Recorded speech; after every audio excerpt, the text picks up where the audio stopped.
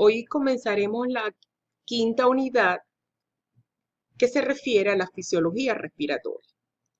En esta primera clase vamos a estudiar la ventilación pulmonar. ¿Cuáles son los objetivos de esta clase? Vamos a definir en qué consiste la respiración. Recordaremos la anatomía del aparato respiratorio, en qué consiste la mecánica de la ventilación pulmonar, qué es el surfactante, la importancia del surfactante, a qué se refiere la tensión superficial. Estudiaremos los volúmenes y capacidades pulmonares y estudiaremos también la ventilación alveolar. La respiración proporciona oxígeno a los tejidos y retira el dióxido de carbono. Entra oxígeno y expulsa el CO2. ¿Cuál es la importancia de la respiración? ¿Cuáles son sus funciones? Tiene una función de ventilación pulmonar. Esta ventilación pulmonar se refiere al flujo de entrada y salida del aire entre la atmósfera y los alveolos pulmonares. Tiene una función de difusión de esos gases, de difusión del oxígeno y dióxido de carbono entre los alvéolos y la sangre. Cumple también una función de transporte de ese oxígeno y de CO2 en la sangre y en los tejidos corporales. Y tiene una función de regulación de la ventilación. Estas son las funciones de la respiración. Recordando la anatomía del aparato respiratorio que comienza con las fosas nasales, el aire pasa a la faringe, de la faringe a la laringe, luego a la tráquea. La tráquea se divide en dos bronquios principales, el derecho y el izquierdo. Tenemos el pulmón derecho y el pulmón izquierdo. El pulmón derecho tiene 3 lóbulos, el izquierdo tiene dos lóbulos nada más. El músculo más importante de la respiración es el diafragma. Tenemos la tráquea, se divide en dos bronquios principales, luego tenemos los bronquios secundarios o los bronquios segmentarios, luego sigue una segmentación de estos bronquios, 21 ramificaciones, bronquio terciario. Los 7 primeros bronquios van a tener cartílagos, los bronquiolos no poseen cartílagos, miden menos de 1 milímetro de diámetro. El bronquiolo, los bronquiólogos terminales y la estructura final del aparato respiratorio, que son los alvéolos. La unidad funcional del aparato respiratorio va a consistir entonces en un bronquiolo respiratorio, los conductos alveolares, el saco alveolar, los alvéolos y los capilares alveolares. En estas estructuras es donde se va a producir el intercambio gaseoso. El pulmón tiene, o los pulmones tienen, una membrana que los recubre, una serosa, una membrana serosa. Hay una membrana que está adherida al pulmón, la pleura visceral, y una membrana que es más superficial, la pleura parietal. Entre estas dos pleuras, la pleura parietal y la pleura visceral, hay una cavidad que es la cavidad pleural o el espacio pleural. La importancia de este espacio es que contiene un líquido que es el líquido pleural. En los pulmones se va a realizar el intercambio gaseoso, específicamente en los alvéolos, y este intercambio es lo que se denomina hematosis. La hematosis se produce en los alvéolos, específicamente en los capilares alveolares, que no es más que el intercambio de gases, el intercambio entre CO2 y el oxígeno. En el organismo hay un constante movimiento de los gases de CO2 y de oxígeno. O sea, la sangre tiene que pasar por el corazón, dirigirse al pulmón, realizar la hematosis y regresar al corazón y luego a la circulación sistémica. Esta sangre llega al corazón a través de las venas cavas superiores e inferiores. Es una sangre que es desoxigenada. De la aurícula derecha pasa la sangre al ventrículo derecho, luego a las arterias pulmonares, se dirige esta sangre a través de las arterias a los pulmones, donde se va a realizar la hematosis, regresa esa sangre oxigenada a través de las venas pulmonares, pasa de la aurícula izquierda al ventrículo izquierdo y de aquí, cuando se realiza la contracción ventricular, pasa esta sangre a la aorta y luego a la circulación sistémica. En la mecánica de la ventilación pulmonar hay dos movimientos, el movimiento diafragmático y el movimiento costal. En el movimiento diafragmático se eleva o desciende el diafragma. Esto produce un alargamiento o se acorta la cavidad torácica. En el movimiento costal hay una elevación y un descenso de la costilla para aumentar, en este caso, o reducir el diámetro anteroposterior de la caja torácica. El ciclo respiratorio tiene dos fases, la inspiración y la expiración. En la inspiración entra el aire, la expiración sale el aire. La inspiración se produce porque hay una diferencia de presión, hay menos presión del aire dentro del pulmón y entra el aire. En la expiración, por el contrario, hay más presión del aire dentro del pulmón y esto ocasiona que salga el aire. En la expiración hay contracción principalmente del diafragma y esto ocasiona que descienda el diafragma y se produzca la inspiración. Además de la contracción del diafragma, hay contracción de los músculos intercostales externos. En la expiración hay una relajación del diafragma, el diafragma sube y se produce la expiración. Además de la relajación del diafragma, contribuye a la expiración el retroceso elástico del pulmón. La inspiración es un proceso activo porque depende de la contracción del diafragma. Y la expiración es un proceso pasivo. El diafragma es considerado como el músculo más importante del organismo. Es una red de fibras transversales que separa la cavidad torácica de la cavidad abdominal. Nace de la parte interna del tórax, desde el esternón hasta las últimas costillas, las últimas vértebras torácicas, y puede llegar hasta L3 a L4, las últimas vértebras lumbares. Todas estas fibras convergen en un tendón central, que es el centro frénico. Esta es una vista inferior del diafragma, aquí están las fibras musculares, este es la aponeurosis, y en este tendón central denominado centro frénico, encontramos varios hiatos y orificios. Por estos hiatos pasan la vena cava, la aorta, el esófago y el estómago.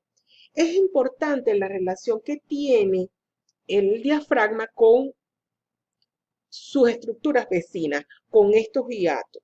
La relación que tiene el diafragma con el corazón a través del pericardio, con los pulmones a través de la pleura, el hígado, el estómago y el esófago. El diafragma es inervado por el nervio frénico. Esta relación del diafragma con estas estructuras vecinas es importante porque en situaciones donde hay una contracción importante de este músculo, se puede afectar las estructuras que están a su alrededor. El diafragma tiene una íntima relación con el sistema límbico. En estados de ansiedad, de estrés, la respiración puede aumentar. Podemos tener una respiración más rápida, pero a la vez más corta. Esto te permite actuar en esta situación, por ejemplo, una situación de huida. Pero nosotros no podemos mantener esta respiración porque va a llegar un momento que hay un agotamiento del músculo y hay un empobrecimiento de la función del diafragma. Y vamos a presentar desórdenes respiratorios, desórdenes viscerales y en ocasiones hasta arritmias podemos presentar. En una situación de ansiedad, de estrés, que vamos a presentar un examen, también podemos sentir la sensación de nudo en el estómago. Esto nos puede ocasionar náusea y en ocasiones hasta vómito, por la relación que tiene el diafragma con el estómago, el esófago y las estructuras intestinales. Por el contrario, cuando nosotros estamos en una situación, en un ambiente relajado, tranquilo, las respiraciones van a ser más armoniosas y más tranquilas. El diafragma, cuando se contrae, desciende y se produce la expiración. Cuando se relaja, asciende y se produce se produce la expiración. Además de la relajación del diafragma, que sube el diafragma, también el retroceso elástico del pulmón ayuda a la expiración. Los músculos inspiratorios en las inspiraciones forzadas, además de los intercostales externos, el esternocleidomastoideo, los escalenos y los serratos anteriores. Estos músculos elevan la caja torácica. Estos actúan en respiraciones forzadas. Tenemos los intercostales externos, que son estos, los pectorales, los serratos, actúan como músculos accesorios de la inspiración. Los intercostales internos van a actuar en la expiración forzada. Los escalenos anteriores, medios y posteriores son músculos accesorios, inspiración forzada. El esternocleidomastoideo también actúa en la inspiración forzada. Los músculos expiratorios, los intercostales internos, el recto del abdomen, ellos descienden por la caja torácica, es una respiración pasiva. Aquí están los rectos abdominales, los oblicuos también en expiraciones forzadas, ellos actúan. Igual los transversos. Cuando se contrae el diafragma, vamos a tener que baja el diafragma, baja la cavidad torácica. Cuando se relaja, sube la cavidad. Se contrae, baja, se relaja, sube. Y con estos movimientos respiratorios del diafragma se produce la expiración y la inspiración. Los movimientos costales, los movimientos antero-posterior van a aumentar la cavidad torácica en el diámetro antero-posterior o lo van a disminuir. Estos movimientos del diafragma permite el intercambio gaseoso, permite la salida del CO2, la entrada de oxígeno. Salida del CO2 y la entrada de oxígeno. La presión pleural es la presión que ejerce el líquido que se encuentra en el espacio pleural. Es la presión que ejerce el líquido pleural.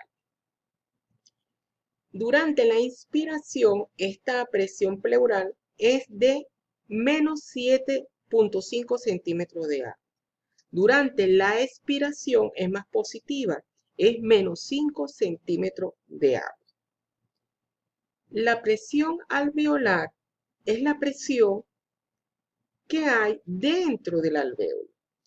Durante la inspiración, esta presión alveolar es menos 1 centímetro de agua.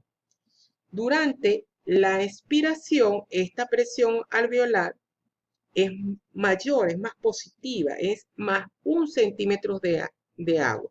Permite esta presión alveolar el colapso pulmonar, la salida de aire dentro del alvéolo. La presión transpulmonar es la presión que hay entre la pleura y el alvéolo, la presión que existe entre el espacio externo del pulmón y el alvéolo. Y es una medida de fuerzas elásticas de los pulmones que tienden siempre a colapsarlo en todos los movimientos respiratorios. Por eso que la presión transpulmonar se denomina también presión de retroceso. La diferencia entre la presión alveolar y la presión pleural es la presión transpulmonar, como lo vemos aquí en esta gráfica. La compliancia pulmonar es la distensibilidad determinada por su cambio de volumen con la presión. La distensibilidad es el volumen que se expande los pulmones por cada aumento unitario de la presión transpulmonar. En un individuo sano, normal, la distensibilidad pulmonar total de ambos pulmones es 200 mililitros de aire por cada centímetro de agua de presión transpulmonar. La distensibilidad está determinada por las fuerzas elásticas de los pulmones. Y estas fuerzas elásticas de los pulmones se pueden dividir en dos. La fuerza elástica del tejido pulmonar en sí y la fuerza elástica producida por la tensión superficial que produce el líquido que tapiza las paredes internas de los alvéolos. Las fuerzas elásticas producidas por los tejidos del pulmón están las fibras de elastina y las fibras de colágeno. Cuando el pulmón está colapsado, estas fibras están contraídas y están torcidas. Cuando se expande el pulmón, estas fibras se alargan, se distienden, se desenredan y ejercen mayor fuerza elástica dentro del pulmón. La fuerza elástica que ejerce la tensión superficial es más compleja. Existen en la superficie del alvéolo las moléculas de agua que van a ejercer presión sobre el alvéolo. Estas moléculas de agua tienden a contraer y expulsar el aire que está dentro del alvéolo y produce entonces el colapso alveolar. El colapso alveolar va a estar dado por la fuerza de las fibras musculares y también por la tensión superficial que va a producir el líquido dentro del alvéolo o sobre el alvéolo, mejor dicho. Esta tensión superficial o este colapso alveolar depende en un tercio por las fuerzas elásticas tisulares, que son las fibras de colágeno y elastina, y 2 tercios por la tensión superficial líquido-aire. Esta tensión superficial líquido-aire está aumentada cuando cuando no existe una sustancia importante que se denomina surfactante. El surfactante evita el colapso alveolar. Es un agente activo de superficie de agua que significa que reduce la tensión superficial. El surfactante está formado principalmente por fosfolípidos, proteínas e iones. De los fosfolípidos, el más importante es el dipantoil-fosfatidilcolina, de las proteínas, apoproteínas, y de los iones, el calcio. El surfactante se produce en unas células especializadas alveolares que son los neumocitos tipo 2. Estos neumocitos tipo 2 tienen unas células granulares que contienen los lípidos, y precisamente estos lípidos son los que reducen la tensión superficial.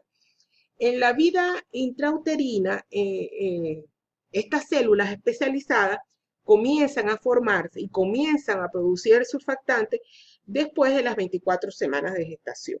Por eso que cuando nace un niño pretérmino, prematuro, menos de las 28 semanas, donde no hay producción suficiente del surfactante, estos bebés van a presentar insuficiencia respiratoria, precisamente porque falta el surfactante que evita la tensión superficial y evita el colapso alveolar.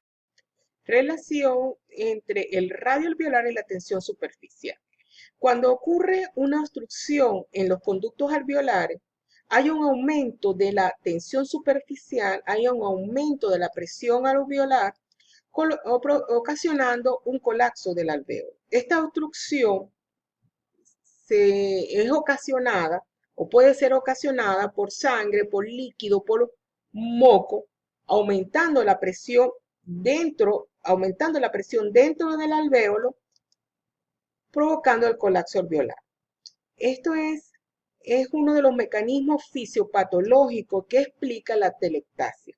En la telectasia hay una obstrucción que provoca un aumento de la tensión superficial, ocasionando el colapso alveolar. Uno de los mecanismos fisiopatológicos de las alteraciones que hay a nivel pulmonar en la infección por COVID-19 es por la telectasia debido a las obstrucciones a nivel de los alvéolos. La relación entre el radio y el alvéolo, la presión va a ser igual a 2 por la tensión superficial y el radio del alvéolo. En la medida que disminuye el radio del alvéolo, hay un aumento de la tensión superficial, hay un aumento de la presión dentro del alvéolo. La tensión superficial de los alvéolos es inversamente proporcional al radio de los alvéolos.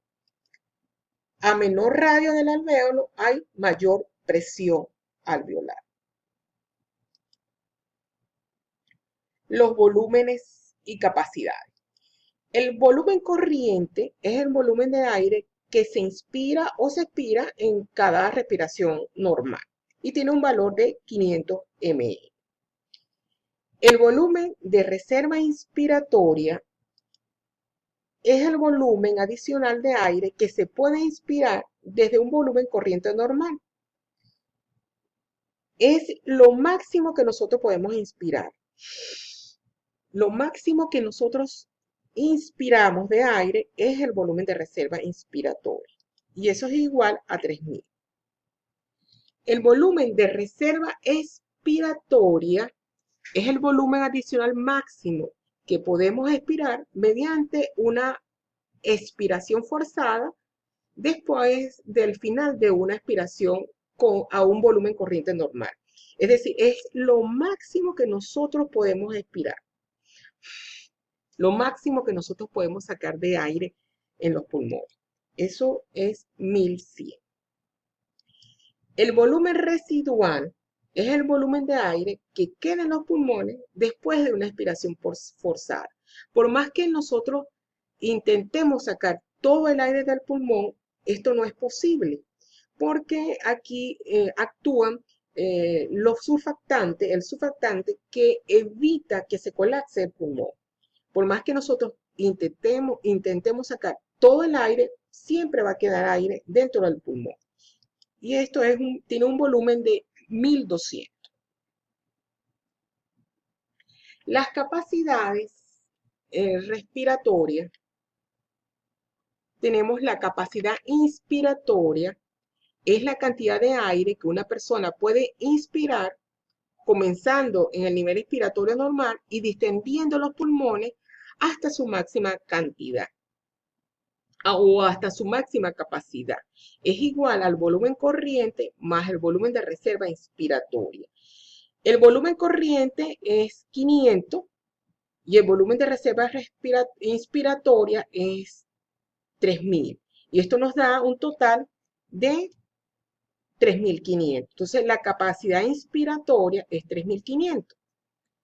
La capacidad residual funcional es el volumen de aire que queda en los pulmones al final de una respiración normal. Está dada por el volumen de reserva expiratoria más el volumen residual. El volumen de reserva expiratoria es 1100 y el volumen residual es 1200. Esto nos va a dar 2300. La capacidad vital es la cantidad máxima de aire que se puede expulsar o que puede expulsar una persona después de llenar antes los pulmones hasta su máxima dimensión y después de expirar la máxima cantidad. Esto es igual al volumen de reserva.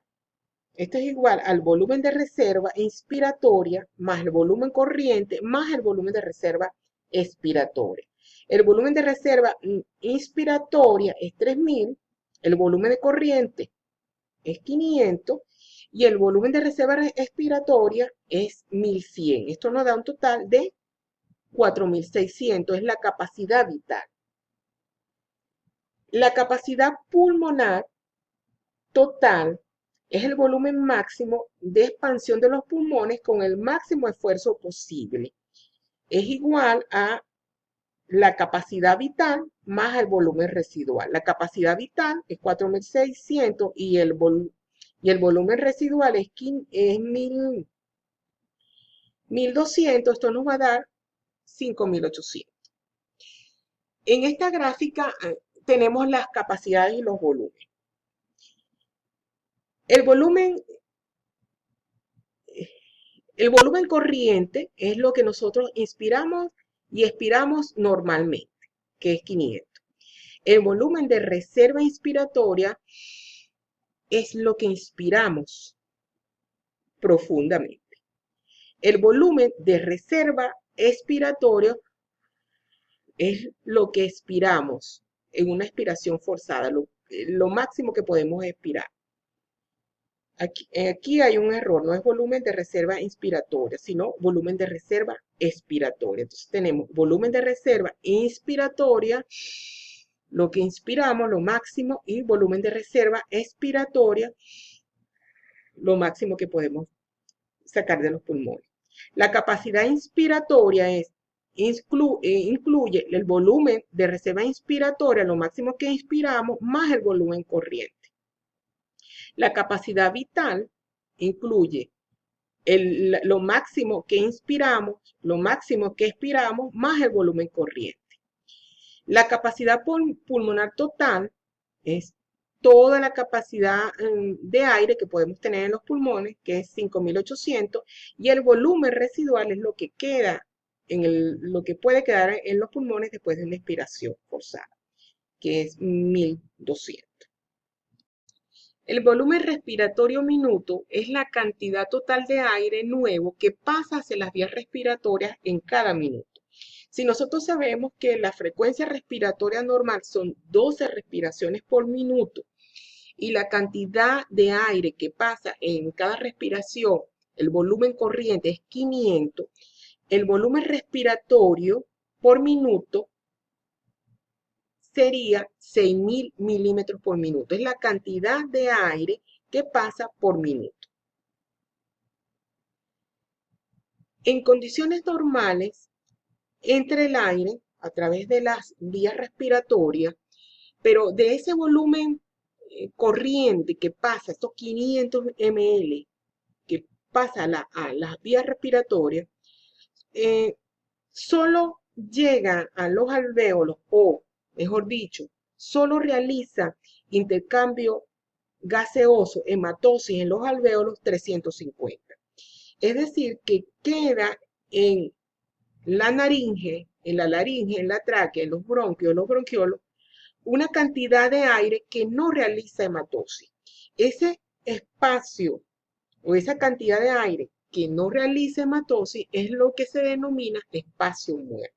El espacio muerto es 150 ml. De los 500 que entran a las vías respiratorias, 350 hacen hematosis y 150 no realizan hematosis. Es lo que se denomina espacio muerto. El espacio muerto alveolar se refiere a la cantidad de aire que no realiza hematosis. Recordemos que los alvéolos tienen las membranas especializadas para realizar la hematosis. Quiere decir que todo el aire que llega a los alvéolos en condiciones normales va a sufrir hematosis. Entonces, el espacio muerto alveolar es 0 o nulo en condiciones normales. El espacio muerto fisiológico es la suma del espacio muerto anatómico y el espacio muerto alveolar.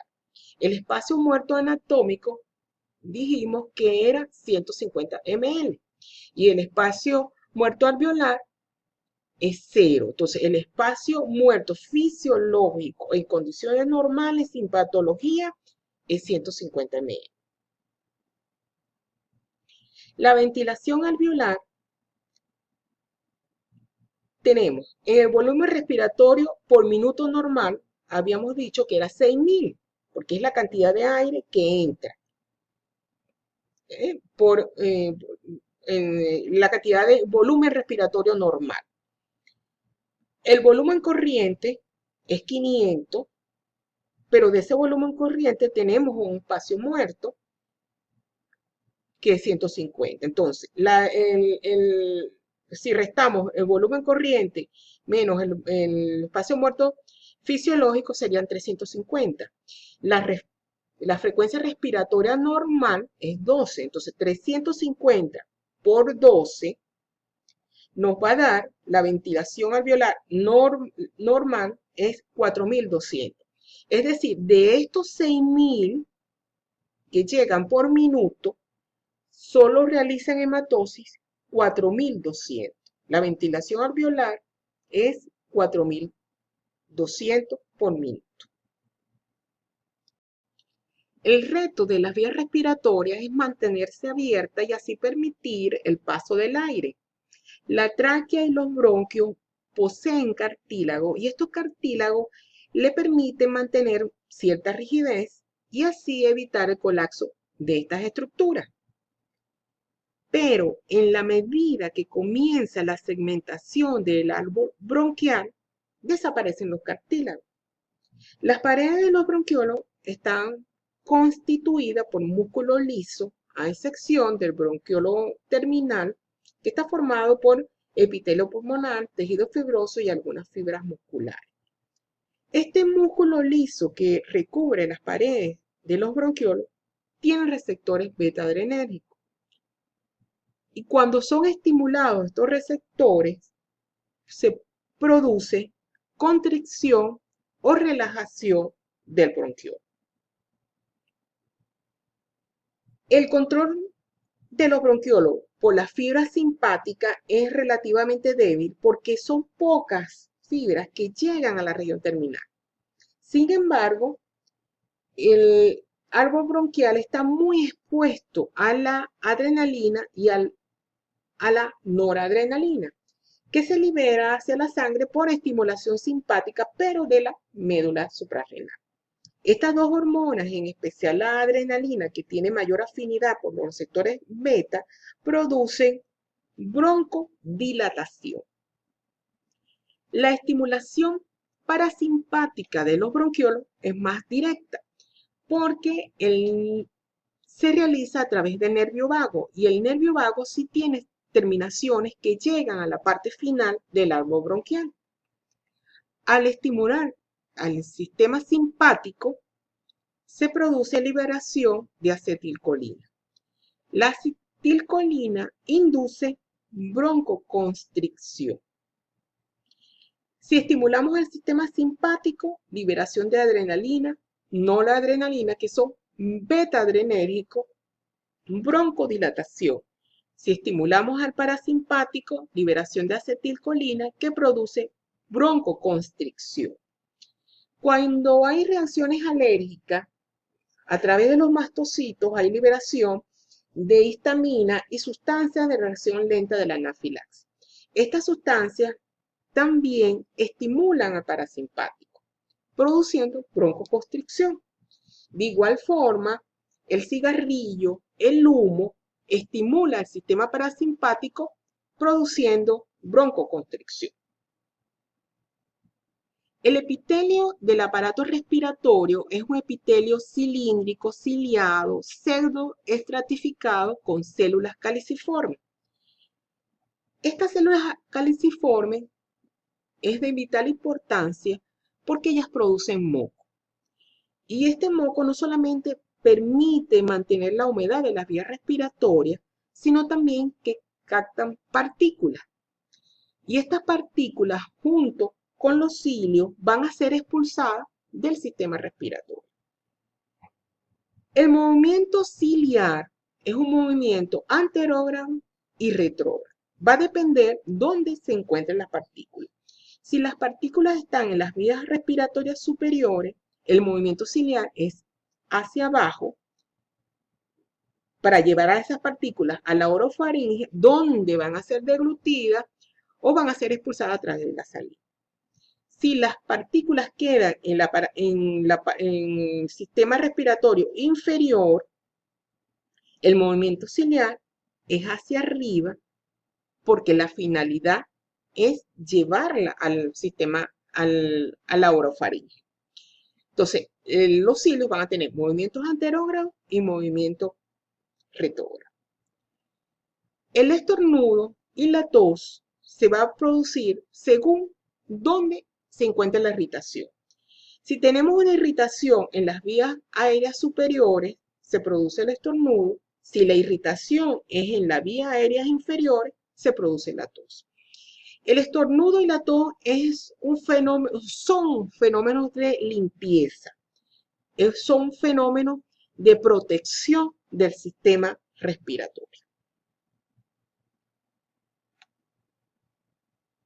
Esta fotografía es del Salto Ángel, que queda en el estado Bolívar, en el Parque Nacional Canaima. El éxito no es un accidente, es un trabajo duro, perseverancia, aprendizaje, estudio, sacrificio y sobre todo, jóvenes, amor por lo que estás haciendo o aprendiendo a hacer.